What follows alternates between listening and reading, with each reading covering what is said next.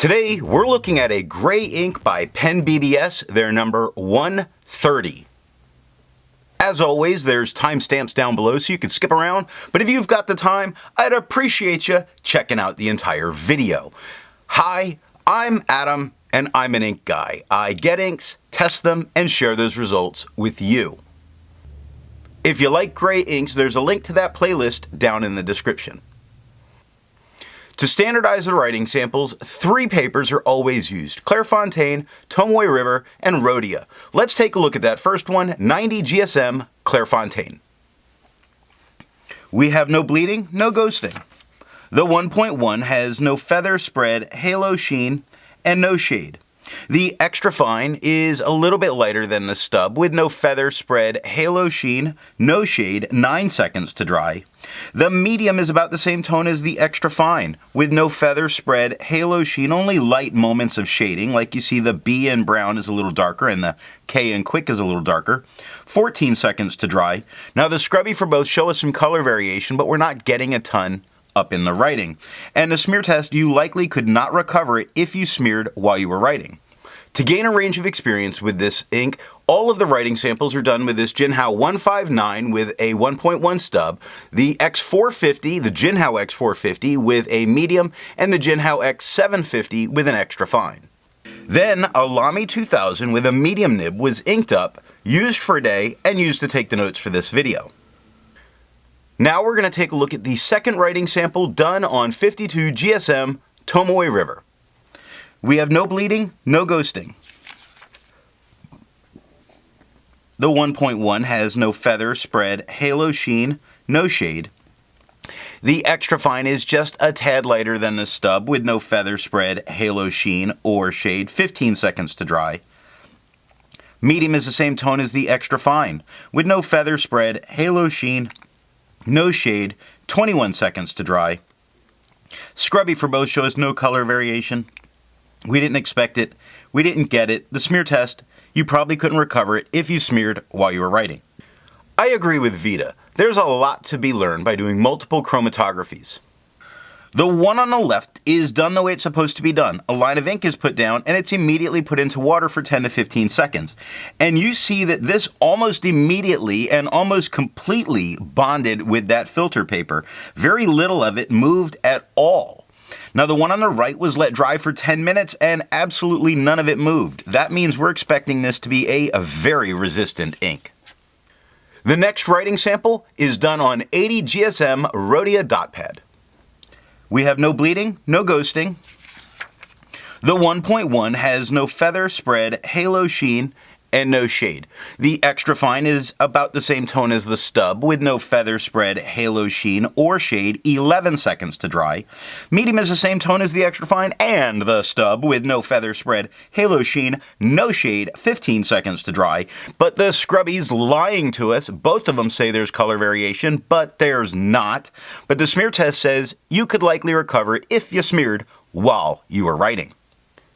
Resistance tests are done to see how this ink can be expected to perform on the page, and more importantly, how hard it may be to clean from your pen. The smear is allowed to dry for 3 days before testing it. Looking at the highlighter, this is a great ink to use in a note-taking situation.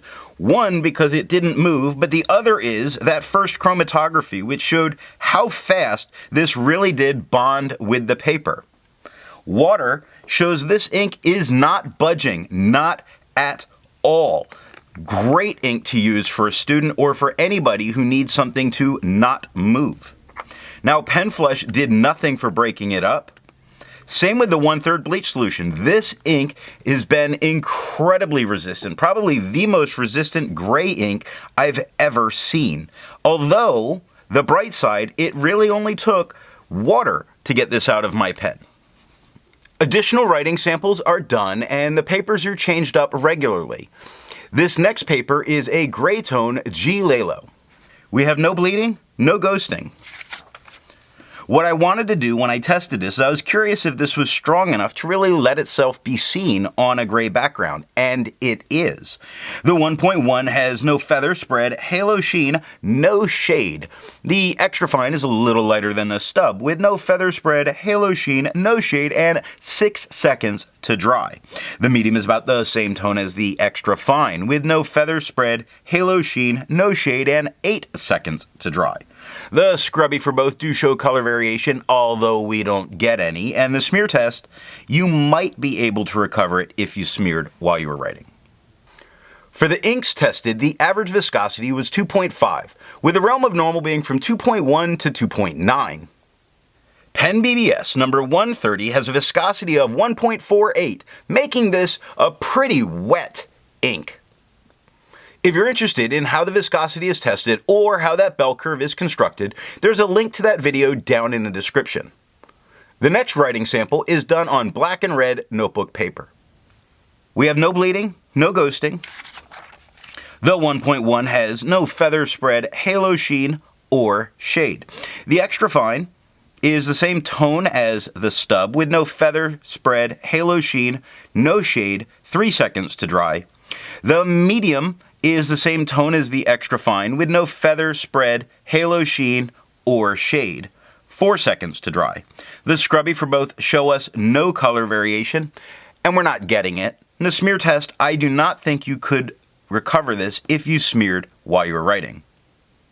For the inks tested, the average dry time was 17 seconds, with the realm of normal being from 13 to 21 seconds. PensBBS number 130 has an average dry time of 14 seconds, making it normal. The last writing sample is done on Strathmore calligraphy paper. We have no bleeding, no ghosting. The 1.1 has no feather spread, halo sheen, or shade. The extra fine is about the same tone as the stub with no feather spread, halo sheen, or shade. 4 seconds to dry.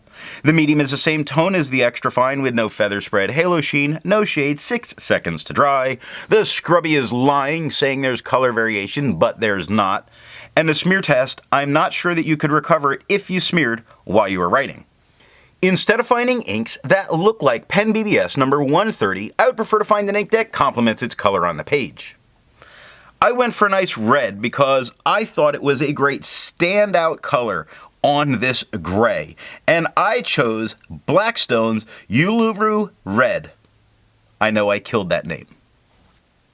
So what do I think of PensBBS number 130?